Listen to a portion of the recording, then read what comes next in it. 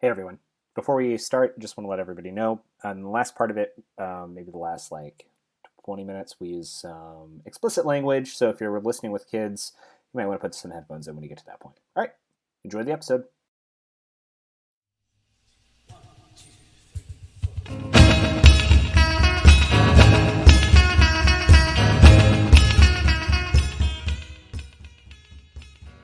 Faith, a new stage of God's relationship with humanity.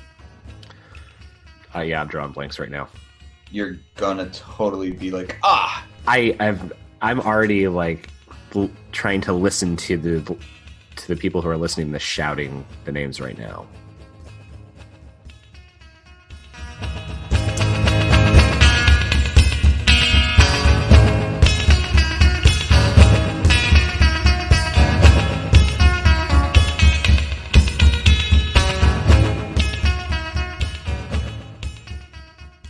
Hello, and welcome to Evangel Bros, your weekly podcast about biblical literacy, discipleship, and historical/cultural context. I'm your co-host, George Benson.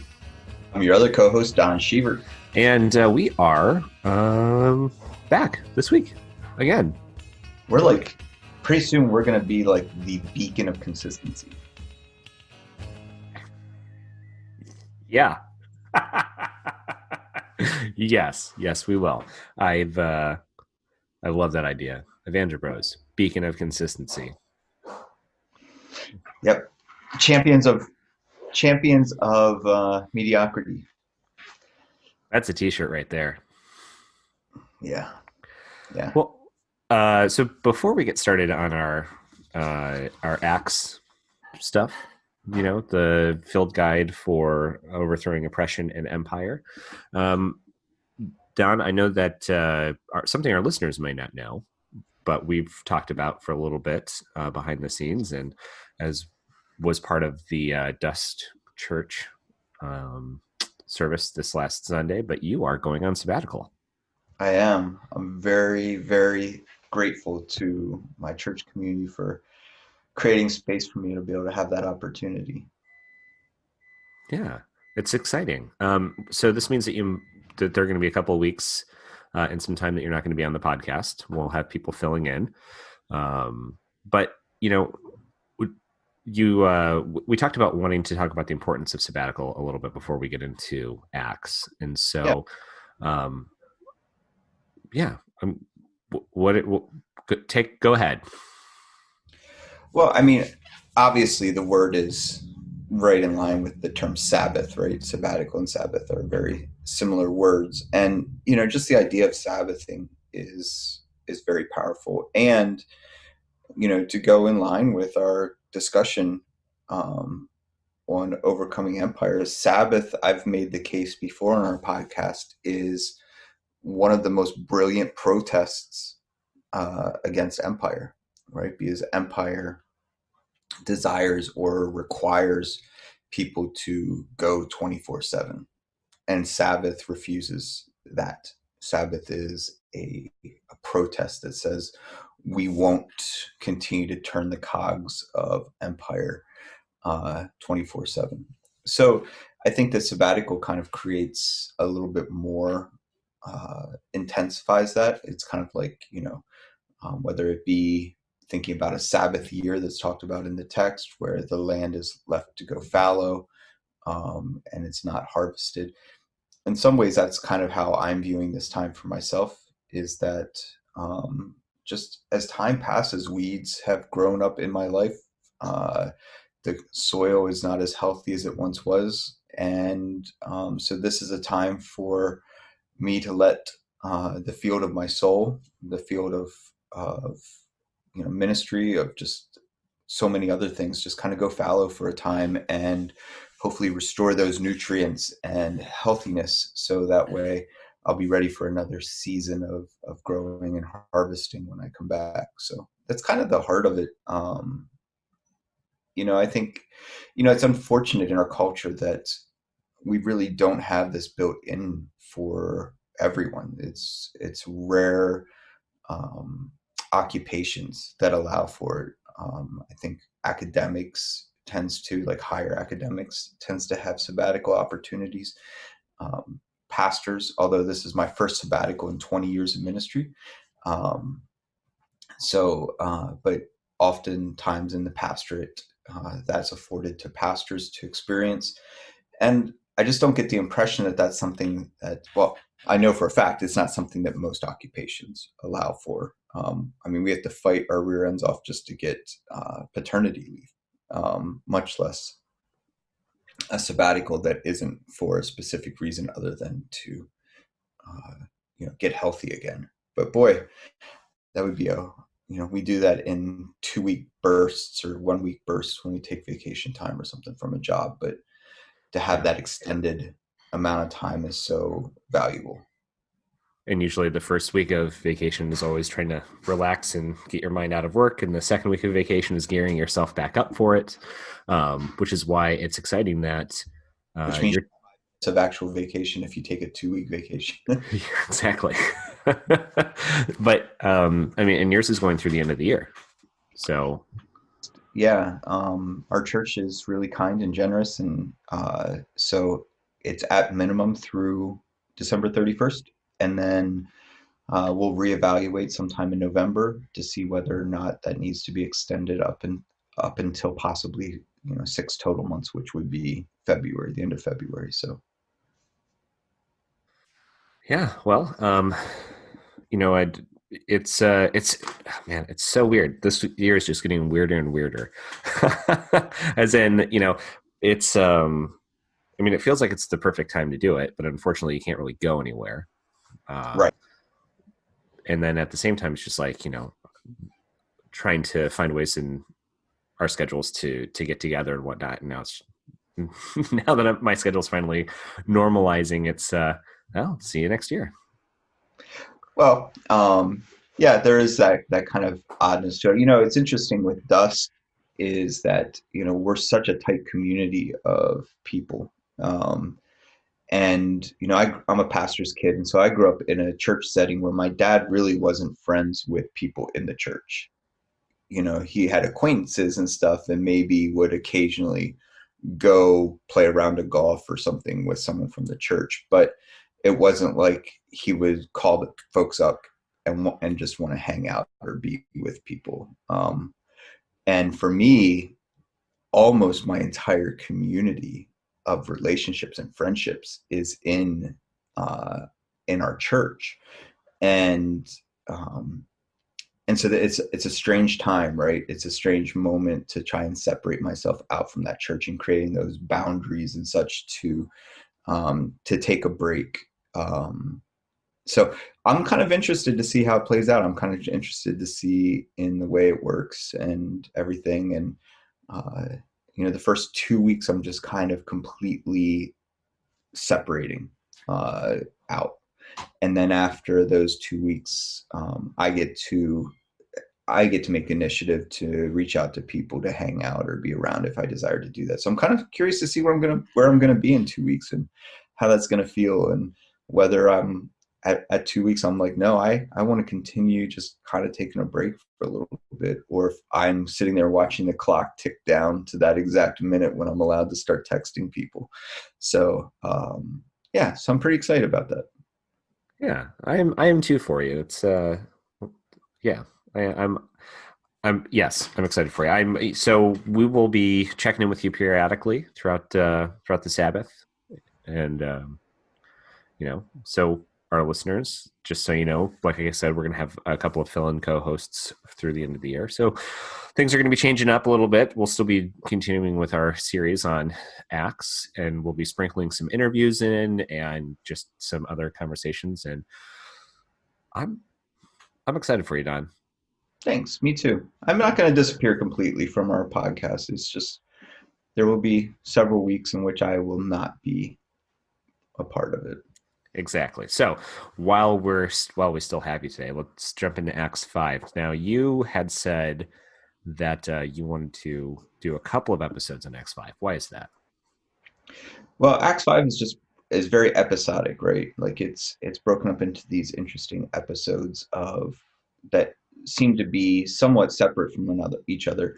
And as all things go in the text, it's all one fluid story, but I think we would do it a disservice if we tried to blast through the episodes. And in addition to that, when we get to a chapter, and George, you experienced this, I think particularly you felt it when we did Acts 2, and I relegated our conversation to like one or two verses at the very end of the chapter and just ignored the rest of the chapter. Yeah. The two episodes, the episode we spoke about last week and the episode we're going to speak about this week, I think are both worthy of conversation. And so, not to say the other ones weren't, it's hard not to get bogged down and make this Acts discussion last 17 years. And so, but this is one where I think it warrants having two conversations around. Great. So with that, let's get started. So why don't you tell me the story as you remember it of Ananias and Sapphira? Okay. Basically, a husband and wife team sell their land and decide to join up with the apostles. The husband shows up first, says, "This is all the money I have." Peter either knows he's lying or the Spirit tells him that it's not all of the money, and he falls down dead like that. And then sometime later, his wife shows up and says, "Where's my husband?" Peter's like, "Hey, how much did you sell this money or this land for?" She's like, "Oh, the same amount of money that my husband said." And then he says something, I think, to the like a line to the Holy Spirit, or I remember it being really weird. Like Peter was killing them via the Holy Spirit. Right. And then after the disciples of the apostles, or those who are in the group where Ananias and Sapphira show up to, after they're done burying her husband, they come back and there's another dead body. And so you've got to, fulfill the friend code of getting rid of it. And they do. Yeah. So that's what I remember. Okay. That's pretty good memory. So why did they sell the land to begin with? I don't know. I don't remember if it's ever said. But I would assume what I've read into it is because everybody were selling their possessions and whatnot. They were joining in with what was happening with the apostles. Yeah. So, I mean, what's going on right now, we saw in Acts 2 is everyone sold everything they had and took care of the needs of everyone in the community. And so there was this pattern that was happening of people selling all of their property and putting it into kind of like a coffer to make sure all the needs of everyone were met. Right. And so they wanted to participate in that, but they held back some of the money. Right. Yeah. So one of the things I really want to get at initially is this isn't a simple, like, this isn't just they misled the apostles, right? Because, like, I would say there'd be a lot more people falling down dead as the offering plate went by them if this was just about misleading the people around them about how generous they are, right?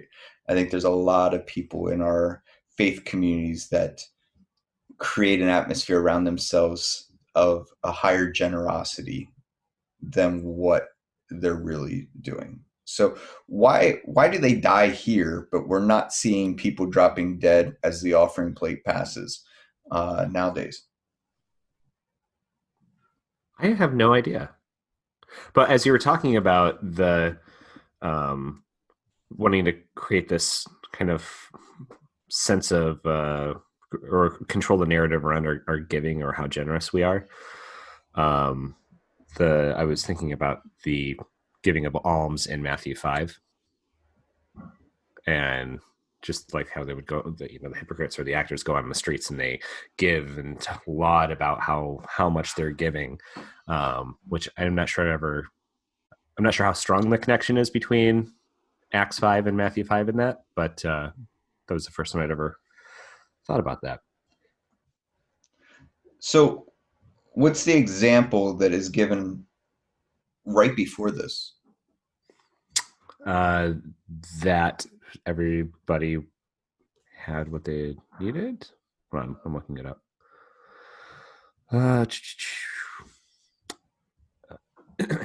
Acts 4, verse 32. Now the whole group of those who believed were of one heart and soul, and no one claimed private ownership of any possessions, but everything was owned or was held in common. Oh. There was a Levite, native of Cyprus, Joseph, to whom the apostles gave the name Barnabas. He sold a field that belonged to him, then brought the money and laid it at the apostles' feet. Okay. Do you spot anything that's strange in that? A Levite owning land? Right. So tell me more about that. If I remember correctly, was it Numbers?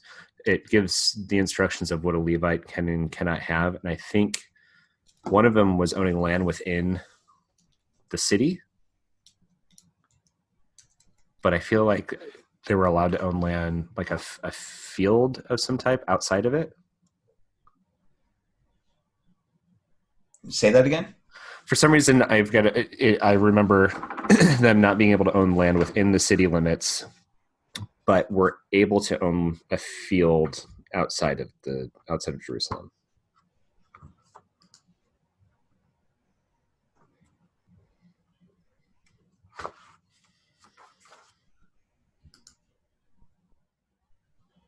Are you looking it up? Yeah, I'm trying to find my notes. I'm looking in Acts 5, not 4. Okay, let's see.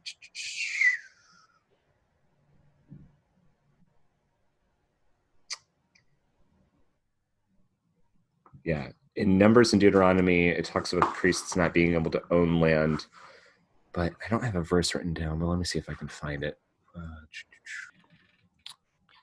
Okay, Numbers 35. In the plains of Moab by the Jordan at Jericho, the Lord spoke to Moses, saying, command the Israelites to give from the inheritance that they possess towns for the Levites to live in. You shall also give the Levites pasture lands surrounding the towns. The towns shall be theirs to live in, and their pasture lands shall be for their cattle, for their livestock, for their animals.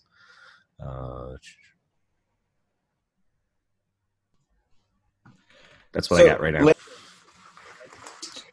At least we can see from the text, right, that land ownership could have been something that was abandoned by the time it got to this time in history, right? That the world has changed, they've abandoned it. It could be that it only applied to land in Israel or what have you. But I do think it's interesting. I think it's important for us to recognize that it points out a Levite who doesn't get inheritance, right? So no land is inherited by them. So the other tribes, right? So the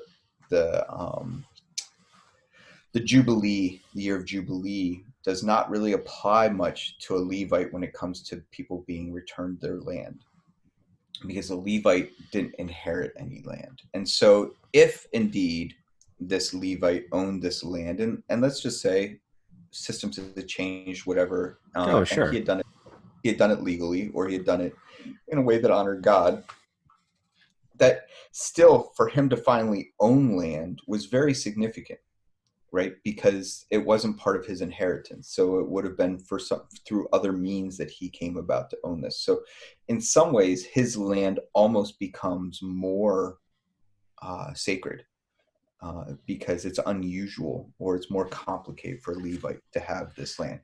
And so they use him as like the example, like this is how it should be done. Barnabas gets it. Yes, that this Levite absolutely gets it. And so he comes and he gives everything, and he lays the money at the feet of the apostles, right? And then that's immediately followed up. I mean, chapter 5, verse 1 begins with a big but, 1T, right? So, but a man named Ananias with the consent of his wife Sapphira, sold a piece of property. Now, I want to make sure that we're noticing a couple things here about how much agency women do have in the text, right? Um, Yes. he sold the land with her consent. She was also considered a valid witness. And this is part of Judaism, not something new with Christianity. We often want to make Jesus the great feminist, though I believe Jesus was a great feminist.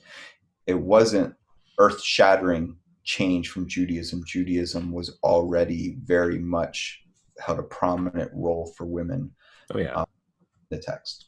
So George, why is it a problem that they kept some of the money? I don't think it is a problem that they kept some of the money. I mean, it seems like that the issue is they're saying that that's what it sold for. They're not being honest and open about it. So why don't we hear about people dying today? People that are dishonest about how much they give. I have no idea. Significant in this moment, would you say? I mean,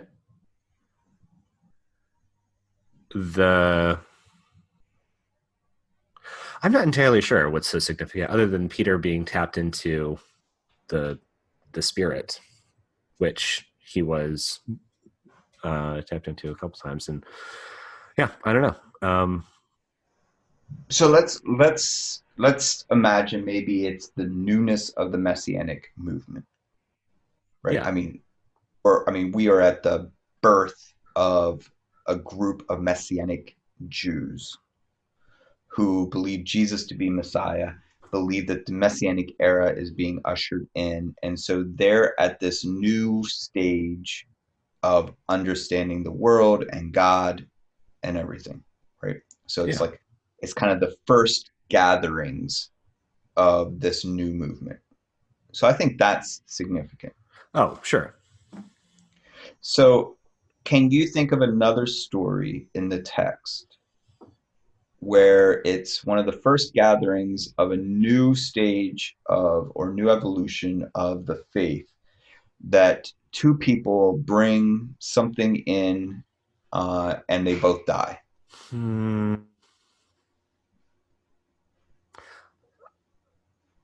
Uh, I And mean, it's connected to a Levite. it's connected to a Levite.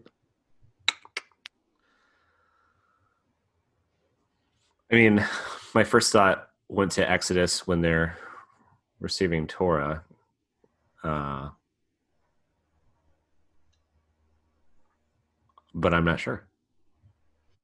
Who's one of our first prominent Levites in Scripture?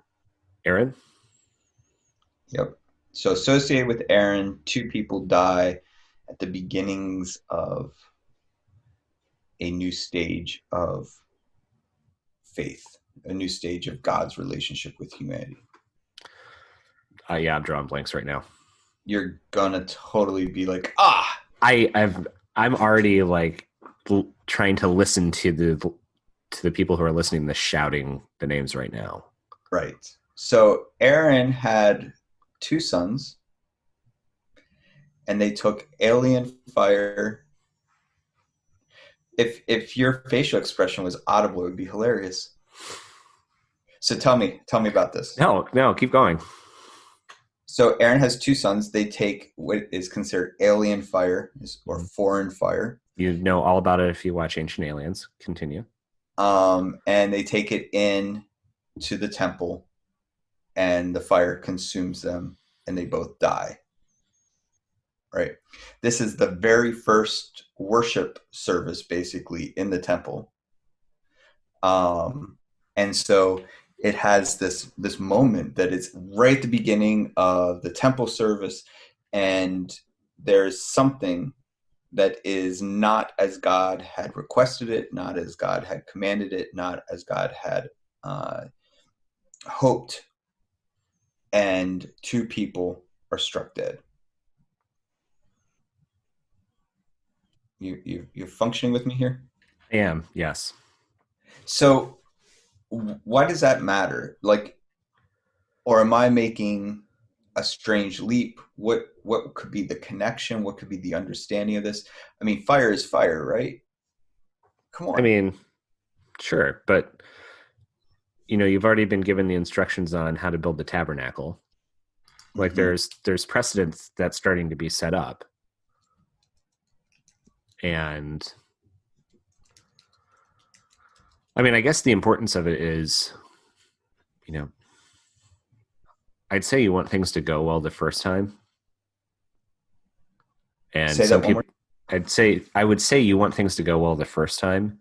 Hmm. And it's a very theatrical, or not just theatrical, but like it draws attention to what's going on. Like this was supposed to be important. And now because something wasn't done correctly, you'll remember this going forward, Yeah. which, you know, is uncomfortable because it's one of those things that's uncomfortable in the text that we have to wrestle with. So I'm probably going to make this entire episode uncomfortable. You do every week. Oh, thank you. I'm That going to I'm make it uncomfortable all right. because I'm not going to give any answers. I'm going to hopefully put on you and our listeners the way that I've discipled you in the past and I disciple others. And that's going to be it's my sabbatical going away gift. Even if I might be here next week, yet Yeah. to be determined. Is why does this matter? What is the connection between, I think it's Abihu and Nadab. I don't know how to say their names. And Ananias and Sapphira. Now, Ananias and Sapphira, what should we assume based on their name? Uh, I have no idea. They're probably not Jewish. Oh, okay. So they're foreigners. So they have alien offerings, right? And it's dishonest, right? And now you can reject my ideas or whatever, and that's completely fine, George. I'm okay with all of that. One of the things it says at the end of Acts 4 is it says there was not a needy person amongst them. What, as a good student of the text, where does that immediately send your memory? Uh, Your memory. to Shavuot. Close. Okay. And by close, I mean, yes, it's there, but that phrase is specific to a passage in the Torah. Um, I, I I don't know. Not the specific passage. I mean, yeah, grasping at straws, I'd say I want it to be when they're talking about manna, but I'm not entirely sure. So, if let's see here, I'm going to read a section to you and see if it jogs your memory. Let's see. If only you fully obey the Lord your God and are careful to follow all the commands I am giving you. For the Lord your God will bless you as God has promised, and you will lend to many nations, but will borrow for none. You will rule over many nations, but none will rule over you. Though if anyone is poor among your fellow Israelites in any of the towns of the land the Lord your God is giving you, do not be hard-hearted or tight-fisted toward them. Rather, be open-handed and freely lend them whatever they need. Be careful not to harbor this wicked thought. The seventh year, the year for canceling debts, is near, so that you do not show ill will toward the needy amongst your fellow Israelites and give them nothing. They may then appeal to the Lord against you, and you will be found guilty of sin. Give generously to them and do so without a grudging heart. Then because of this, the Lord your God will bless you in all your work, in everything you put your hand to. There will always be poor people in the land. Therefore, I command you to be open-handed toward your fellow Israelites who are poor and needy in your land. So, holiness code? So this is in Deuteronomy 15, and Yeah. it says the Jubilee. Yes.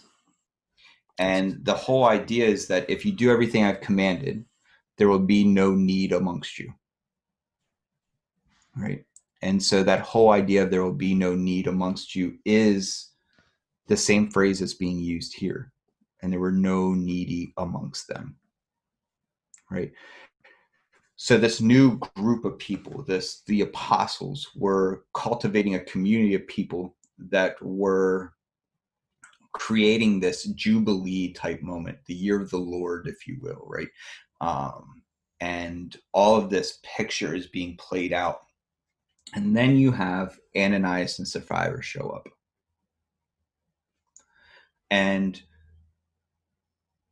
Or you have the first worship service, the first worship gathering in the temple, where God, what does the temple represent to Israel?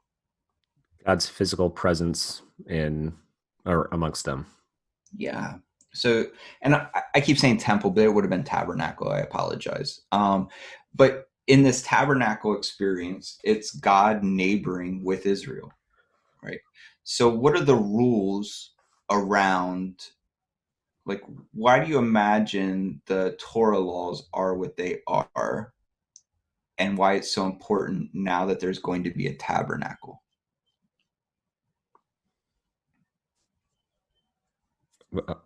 Could you phrase that a little differently?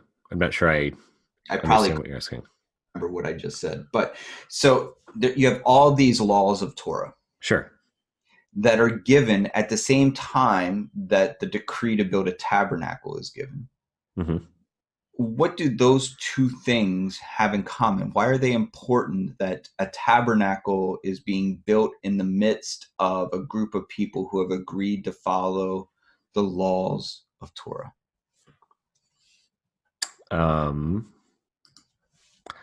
I guess it would be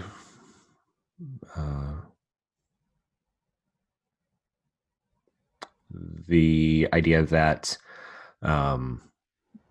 neighbor-centric, community-focused, God is now physically in their midst, or there's a representation of that. So it would be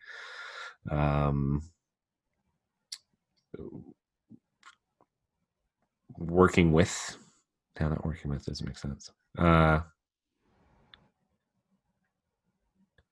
would be a want to try and do it better, or a want to follow because of the remembrance that God is in their midst, not some on some mountaintop shouting down, but in and among them. Yeah. So imagine you had someone that you wanted to come and hang out with you and your group of friends. And they were important at your eyes. What are some of the things that you would want to do to prepare for that? Get my shit together. Sure, but what are things you would ask them? To be open to the new person, welcoming, explain that how I view this person so they understand the meaning for me. Sure. I always feel bad when I do this to you. Me too. So I mean something more basic than that. If I visit you, yeah, I clean my house. You'd clean your house. Sure. You would also ask me, what dietary restrictions do I have? Maybe, right? You'd ask me, like, what are things? Am I allergic to anything? Yeah. You have cats, right? Like, are you allergic to cats? Are you comfortable sleeping in our spare room, right? Yeah. Whatever it might be, you would be asking me about accommodations, right? You would be trying to accommodate with me. You might ask me if I have any physical restrictions that might keep me from sleeping on the second floor, whatever it might be, right? Like, you would be asking me because why? Why would you be asking me those questions? Because I want to honor you and not be a jackass. That is, I mean, I think that's in the Bible somewhere. Yep, So, probably. so it's this picture that these are the things that I need, or these are the things that, it sounds awkward somewhat to say it this way, but these are the requirements that I have to live in your midst. These are the things that are important to me. These are the things that, if I'm going to consider spending significant time in your midst, these are the things that I would need to make me feel comfortable, to make me feel loved, to make me feel. And in a lot of ways, if we read Leviticus, maybe particularly, but if we read a lot of Torah, it is, how do we provide a neighborhood that's so compelling that God moves in, right? And so this is that picture, I would argue, of like the tabernacle type language is what kind of people can we become that would allow the God and the creator of all things to want to move in next door, right, into the tabernacle. So that is kind of what's going on. And then the very first day that God is moving in, so to speak, right? And I don't want to get into this whole thing. Yes, God is outside the four walls of the church. And yes, God is everywhere. This is all imagery, ritual imagery that I believe Israel believed deeply.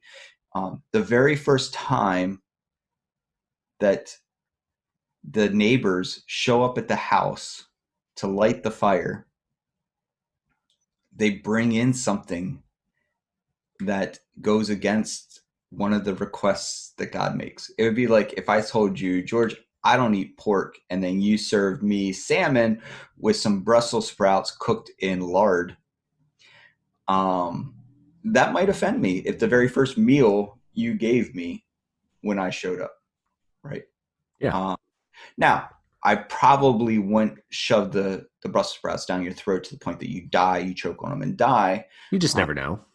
It's true. I get pretty angry. But God, the fire goes out and actually consumes Aaron's sons. Yeah. And we're left with the question, why? Why such a strong reaction? People have done way worse things in the Bible and not been struck dead. David has a litany of things that could be listed as things that are way worse than lying about how much money he gave. Sure, but this all predates that, though. I mean, I'm this. Ananias and Sapphira thing included, right? David did way worse things than Ananias and Sapphira. Oh yeah, and doesn't get killed. Sure, but this is also the first time that I'm aware of that God has chosen to dwell in a community. Sure, but God's dwelling with Israel when David's king. Or am I misunderstanding what you're saying? No, I think you're misunderstanding what I'm saying. What I'm trying to say is this is the first time that God has tried to enter into this type of communal relationship with humanity. So are we then to assume or imagine in some way that God's making an example of them? I think that you can. I don't like saying it that way. I would prefer to say this was a very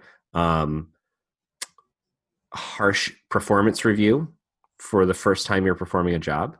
But I suppose you could say it that way, that Okay. God is making an example. Again, not comfortable saying it like that. Yeah. But I remember when I first moved into my house in a different part of Toledo, and we lived right, where the houses were practically so close you reach out your window and touch the house next to you. Our lot was like a postage stamp size. So we were right in the city.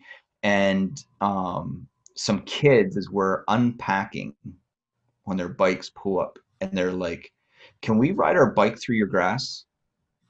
And I was like, "Do you want to ride your bikes through my grass?" And they're like, "Well, the last person that lived here said they would shoot us if we rode our bikes through your grass." And I'm like, "Well, do you want to?" And they're like, "No, not really." And I'm like, "Okay." And it was like a done conversation. But I could have set an example. Sure. If they would have rode their bikes to the yard, I could have ripped the bikes out, tossed them in the garbage, and scolded the kids. And then I could be like, well, I was just setting an example as a new neighbor. Yeah. So it's funny because we would say, which one would be more godly? The one that says, do you want to ride your bike through my yard? It's okay if you want to. Or the one that says, no, I agree with the last neighbor. I'll get my gun. Mm-hmm. I don't know. The audio cut out here, but I just want to make sure that everybody knows Don doesn't actually own a gun. He said that, but the audio cut out. Anyway, back to Don. And it seems like God is like the other neighbor, the previous homeowner who was like, I will shoot you if you ride your bike through my yard. Yet we would say the more godly response is hopefully the way I responded. So how does all of this gel? I have no idea, Don. I don't. Just because, I remember your last Sunday at New Harvest, and you had a Ask the Pastor. And somebody asked you why there's genocide in the text that God seems to be fine with. And your response was, I have no idea, but it's there. Yeah. Yep. It is there. So I want to encourage you and the listeners, because I'm not going to tell you my thoughts on this. I believe that there are some really important things that we can pull out of this that is significant and helps us make sense. Though we might not agree with methodology, we might not agree with the process. But I think looking at Aaron's sons, comparing it that, he's a Levite, and how Aaron maybe even mourned about his sons might even be a good thing to look at. Hint, hint. The idea of Deuteronomy 15 in the year of the Lord with Jubilee, and this idea that there were no need amongst you if you do all that I've commanded you. The fact that Ananias and Sapphira seem to at least have taken on Greek names, so they're at the least they're Hellenized Jews, but most likely they're not even Jewish. They're some of the first, maybe what you could call converts straight to Messianic understanding versus converts to Judaism first, then to Christianity. All of these things are really important for us to recognize and understand reading this. It's also going to be important for us for setting up the next several chapters and understanding what God's expectations and hopes are for the people. But I want you, and when I say you, I'm saying you plural, the listeners, to put in some work on this one.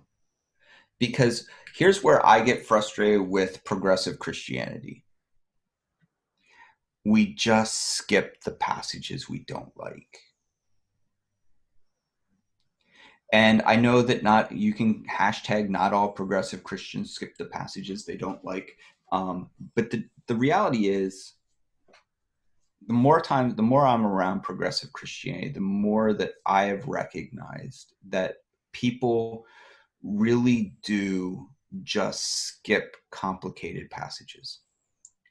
And what, George, from knowing me for so long, I want to cultivate a space in which we say, I don't understand it, but I can't ignore it. It doesn't make sense to me with what I read in other places of scripture about God's mercy, God's justice, God's compassion. But I believe those things to be true all the time. I believe those to be a constant of God. And therefore, how can I read this passage through a lens of God's mercy, justice, and compassion, even for Ananias and Sapphira, not just God's compassion for the apostles and the early Christian or the early Messianic movement, right? How can I read God's compassion with Aaron's sons? Those are all super important and powerful things that we need to learn how to do and not avoid. And I want, instead of handing something to folks to tie up into a bow, I'd rather our folks wrestle with this and be stuck with having to process, how is this the God that I've come to know, who is inclusive and loving and desires equity and equality of all people? How does this fit? It looked like you were having some ideas or thoughts, or was that just a random light bulb going off above you? I mean, it is flickering. It's not at full power yet. No, just a couple rumblings. Maybe I'll share next week. Not fully formed enough to where I feel comfortable saying them out loud. Awesome. Yeah. Well, that's all I have, because I really want to leave it on the doorstep of each person listening. Well, that works out because we're about at our time. So, everybody, if you have any thoughts on this episode, shoot us an email, evangelibros@gmail.com. We are also on Patreon, Instagram, Facebook, Twitter @evangelibros, which quick shout out to all of our Patreon supporters. We really would not be able to do this without you because you're keeping our lights on, and we really appreciate that. And we'll have some Patreon exclusive content coming up soon. So, all that being said, I'm your co-host, George. I'm your other co-host, Don. Have a great week, everyone. See ya.